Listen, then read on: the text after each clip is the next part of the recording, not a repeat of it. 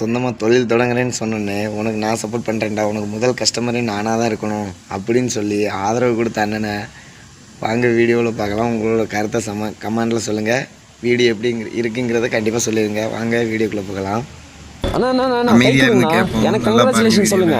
ஏன் நான் சொல்லுங்கண்ணா. கங்க்ராச்சுலேஷன். நான் புதுசாக ஒரு கடை ஓப்பன் பண்ணியிருக்கேண்ணா. ஏடா இப்படி கேட்பாங்களாடா?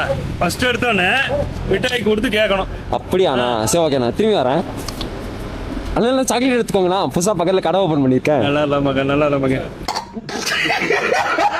நல்லா இரு மகன். உன் கடைக்கு ஃபர்ஸ்ட் கஸ்டமர் நானாக தான் இருக்கும். ஃபர்ஸ்ட் கஸ்டமர் நானாக தான் இருக்கும்.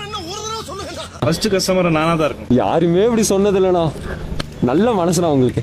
ஆமா, என்ன கடை? அண்ணா ஐஸ் பொட்டியெல்லாம் விற்பாங்கண்ணா.